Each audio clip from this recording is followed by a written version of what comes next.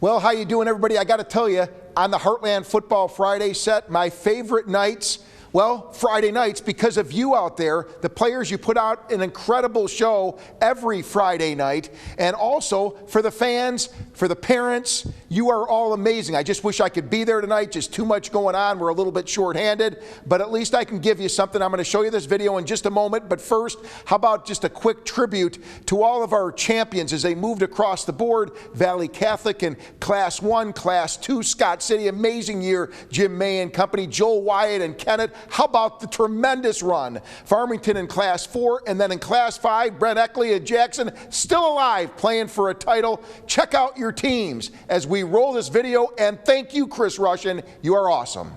The running Red Devils star at play number 10, Chaffee quarterback Tyler Esther takes it into the end zone. We run our way into the top 12 courtesy of the Caruthersville Tigers. Jamarian Rogers doing the damage and getting in the end zone in a win over Miller Career Academy. The Jackson Indians strike at number 11. K.O. Welker to Luke Starzinger. Jackson shuts out Webster Groves in blowout fashion. Scott City's Ramsey Evans with the pick six against Grandview in the green game in honor of the late Dom Hooper at play number 9. The Eagles' ground attack makes play number 8. Gage Gifford goes all the way for the touchdown. We start the final countdown in style. New Madrid County Central's Quazavion Jackson puts it in cruise control for the impressive TD in a win over Malden at play number 6. Defense rules at play number 5. Sykeston's Lontis McClinton scoops up the loose ball and returns it for a score. More air work at play number 2. Malden Shea Amos grabs the football and doesn't stop until he goes 64 yards for the touchdown. New Madrid County Central's Quazavion Jackson will simply not be stopped until he picks up big yardage in a big win over East Prairie. The Cape Central Tigers turn defense into offense as Damian Edwards scoops up the loose ball and takes it to the house at play number 4.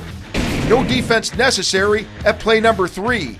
It's all Trevante Stevenson with the 47-yard touchdown run for Hayti in a lopsided win over Charleston. Play number 1 goes to Cape Central's Danye Taylor.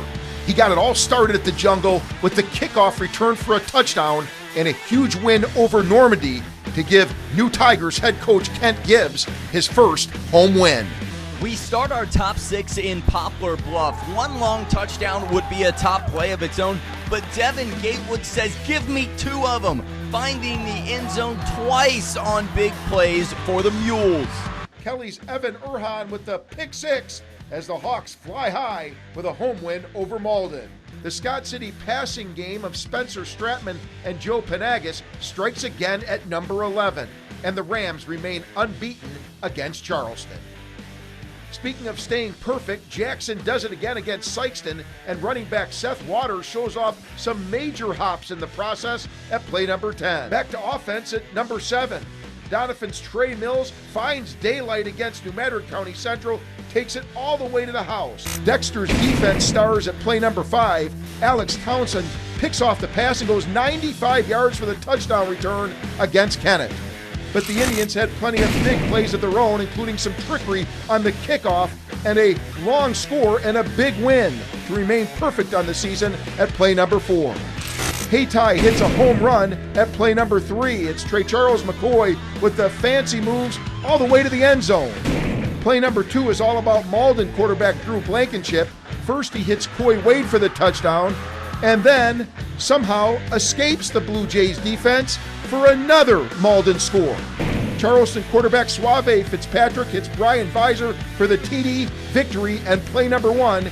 About a little Fredericktown at number 9, and keep your eye on Ethan Flanagan. He's hard to miss. He's wide open for 6 right there. Blue Jays defense stars at play number 12. Charleston's Brian Simmons picks off the Malden pass on the first possession of the game. Ville's Jared Crafton plays a huge role on the Bulldogs' touchdown connection at play number 9 against St. Vincent. Caruthersville's Jermaine Alexander gets the countdown started with the fumble recovery at play number 6 against East Prairie. This time on the offensive end, Alexander takes it all the way to the house, and the Tigers go on for a big district win over the Eagles at play number 5.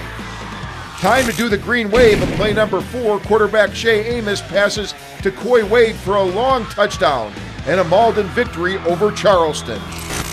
Another big day for May at play number 3. Scott City's Jimmy May takes the handoff, kicks it into high gear, and goes all the way into the end zone in a district victory for the top-seeded Rams over Herculaneum. The Charleston Blue Jays may have come up short on the scoreboard, but it wasn't because of a lack of effort. Watch Antonio Chappell fight his way into the end zone against Malden at play number 2. Play number 1 goes to Cape Central's Tyrus Redden. He grabs the pass against North County and simply outruns a bunch of Raiders defenders all the way into the end zone. Jackson Indians make the countdown on the defensive side of the ball at play number 4. Randall McDowell scoops up the Seckman fumble and takes it in for 6. Alexander is also part of play number 1. He catches the game-winning touchdown from quarterback Devin Russell in the closing seconds to send the Tigers to the district championship game. Play number 8. This time it's Jackson quarterback Cale Welker throwing a strike to Cannon Turley for big yardage against Fox. And that play sets up this play at number 7. Welker to Dalton Strobe for 6, and it's another dominating Indians win over Fox. The Scott City Dynamic Duo strikes again at play number 6. Raise your hand if you've seen this one before. Spencer Stratman to Joe Panagas for a nice gain and a Rams district victory over Caruthersville. Speaking of district titles, chalk up another one for the Jackson Indians. And passing plays like this one from Cale Welker to Rhett Lively were a big reason why Kennett quarterback Bodie Ellis used his legs to get big yardage in a second straight district championship win for the Indians over St. Genevieve. First, Scott City's Landon O'Brien snags the touchdown pass from Spencer Stratman, and later, O'Brien picks off the Caruthersville pass. Rams win a district title and claim some style points at play number 1.